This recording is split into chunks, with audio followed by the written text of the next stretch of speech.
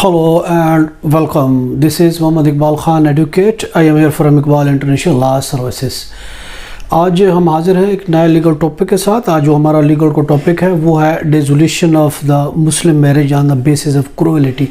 Cruelty के base पर एक मुसलमान वाइफ की शादी की डिसोल्यूशन किस तरीके से होगी। देखिए अंडर सेक्शन 2 है, अंडर सेक्शन 2 और उसका सब सेक्शन 8E है dissolution of the Muslim marriage act 1939 का, जिसमें ये ग्राउंड दिए गए हैं कि क्रूएलिटी किसे कहते हैं, what are this cruelty and what are the cruelty.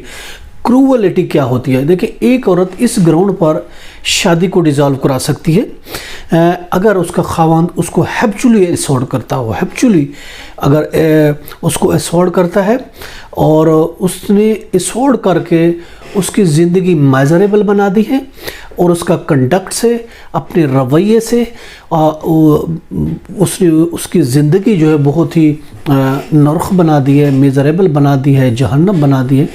हत्ता कि वो अगरचे जिस्मानी तशद्दुद नाम भी करता हो, लेकिन उसका बिहेव ऐसा है, उसका एक रवैया ऐसा है कि वो जुल्म करता है।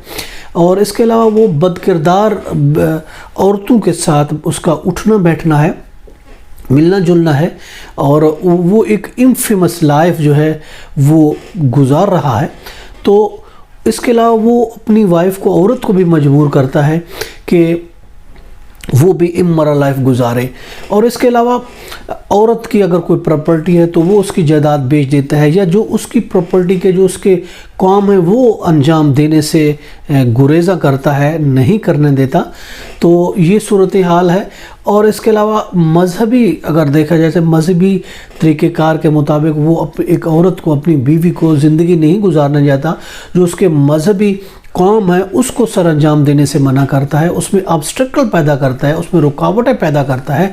तो उस ग्राउंड पर जो है वो शादी को वो डिज़ोल्व करा सकती है, डिवोर्स ले सकती है। ये याद रखें, ये डिवोर्स होगी और इस डिवोर्स में उसको रिस्ट्यूट होगा, उसको मिलेगा, हक महर भी मिलेगा। ये खुला नहीं होगी बल्कि ये एक डिवोर्स होगी और इसको जो उसका हक महर है वो भी मिलेगा।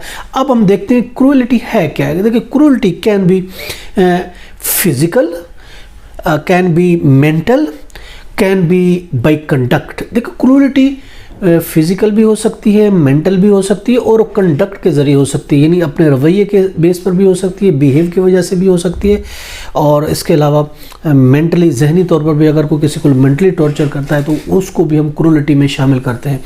ये PLJ 1980 कराची पेज 231 में भी ये कहा गया है कि क्रूएलिटी क्या होती है, उसको डिफ़ाइन किया गया है। देखिए कोर्ट से जब केस फाइल होगा तो कोर्ट के ज़रिए उसकी क्रूएलिटी को प्रूफ करना पड़ेगा। कोर्ट जो है उसके लिए प्रूफ मांगेगी और प्रूफ आने पर कोर्ट जो है उसकी शादी को डिज़ोल्व कर देगी। और जहाँ तक बात होती है कि अब हम देखते हैं कि अगर हस्बैंड बहुत प्यार करते हैं अपनी वाइफ से और अगर वो उस दौरान सिंगल स्लैप उसको मार देता है, कोई एक थप्पड़ रसीद कर देता है या ट्रैप या ब्लो कर लेता है, तो वो याद रखें वो इस ज़ुमरे में नहीं आएगी। हम ये नहीं कहेंगे कि ये हस्बैंड तशद्दुद करता है, वो कभी कभार प्यार मोहब्बत में कभी ऐसा हो जाता है, वो नहीं होगा। लेकिन अगर हैप्चुअली वो असॉल्ट करता है तो ये हैप्चुअली असॉल्ट करने की वजह से वो उस पर जो है ना वो ये चीज़ लागू होगी और उस पर जो है ना वो। और इसके अलावा अगर for the desire of the sexual desire में भी अगर हस्बैंड उस पर जुल्म करता है, ज़्यादती करता है, उसको जिस्मानी तशद्दुद बनाता है, तो ये भी क्रूएलिटी के ज़ुमरे में आएगा और ये भी इस बेस पर भी वो अपनी शादी को डिज़ोल्व कर सकती है। और इसके अलावा वो एक हैप्चुअली तौर पर उसको गालियाँ देता है और इसके अलावा उसकी बेइज्जती करता है और गालियाँ देने का, मार कुटाई का, जहनी तौर पर उसको टेंशन देने का, परेशान करने का वो आदी है। और इस तरीके से अगर वो करता है तो वो इस अपने बिहेव की वजह से, अपने रवैये की वजह से अगर उसने ज़िंदगी को बना दिया है, उसकी ज़िंदगी बहुत ही मुश्किल और मेजरेबल बना दिए, तो wife can seek under section 28 of A dissolution Muslim marriage act 1939 के तहत वो डिवोर्स जो है वो ले सकती है। ऑफ कोर्स कोर्ट उसको डिवोर्स देगी। ये था हमारा आज का टॉपिक। इसके साथ ही मुझे इजाज़त दीजिए। Have a nice day. अल्लाह हाफिज़।